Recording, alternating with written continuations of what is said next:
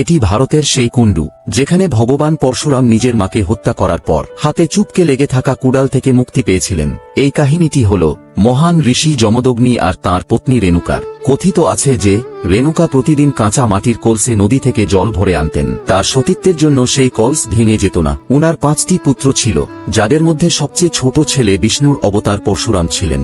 একদিন রেণুকা নদীতে জল ভরতে গিয়ে কিছু গন্ধর্বকে স্বর্গের সঙ্গীতকার জলক্রীড়া করতে দেখলেন। তাদের দেখে এক মুহূর্তের জন্য তার মন মোহিত হয়ে পড়ে, আর সেই মুহূর্তেই সতীত্ব শক্তি নষ্ট হয়ে যায়। তার কাঁচা মাটির কলসি ভেঙে যায়। যখন তিনি আশ্রমে ফিরে গেলেন তখন ঋষি যমদগ্নি ধ্যানের মাধ্যমে জানতে পারলেন যে এক মুহূর্তের জন্য উনার মন মোহিত হয়েছে। তিনি এতটা ক্রুদ্ধ হলেন যে তার পুত্রদের তার মাকে হত্যা করার আদেশ দিলেন। যখন 4 ভাই আদেশ মানতে চাইলেন না তখন ক্রুদ্ধ পিতা তাদের পাথরে পরিণত হওয়ার অভিশাপ দেন। তারপর পরশুরাম পিতার আদেশকে আপন ধর্ম মেনে খুব দুঃখিত হয়ে কুড়াল দিয়ে তার নিজের মায়ের মস্তক ছেদন করলেন। ঋষি যমদগ্নি ছেলের আজ্ঞা পালনে প্রসন্ন হয়ে পরশুরামকে বর চাইতে বললেন। তখন পরশুরাম তার মাকে জীবিত করতে আর তার সাথে তার ভাইদের পাথর থেকে মুক্ত করার বরদান চাইলেন। সবাই আবার জীবিত হয়ে গেলেন।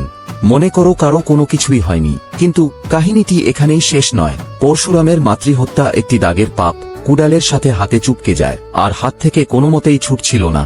এই পাপ থেকে মুক্তি পাওয়ার জন্য দরজায় দরজায় ঘুরে বেড়াতে থাকে, কিন্তু কোনো কিছুতেই কুড়ালি হাত থেকে ছাড়াতে পারল না। কোনো তীর্থই সেই কুড়াল ছড়াতে পারল না। শেষে তিনি পৌঁছলেন পূর্ব হিমালয়ের লোহিত নদীর কিনারায়। যেমনি এই কুণ্ডর জলকে স্পর্শ করলেন তেমনি কুড়ালি হাত থেকে আপনা আপনি ছুটে যায়। এই পবিত্র স্থান আজ অরুণাচল প্রদেশের পরশুরাম কুণ্ড নামে পরিচিত। আজও প্রতি বছর মকর সংক্রান্তির দিন হাজার হাজার মানুষ বিশ্বাসের সহিত এখানে স্নান করতে আসেন, যাতে করে তাদের সমস্ত পাপ এই কুণ্ডে ধুয়ে যায়। ঠিক তেমনি যেমন ভগবান পরশুরামের পাপকে মুক্ত করেছিলেন। ভগবান পরশুরামকে যারা মন থেকে মানেন তারা অবশ্যই কমেন্টে জয় পরশুরাম লিখবেন।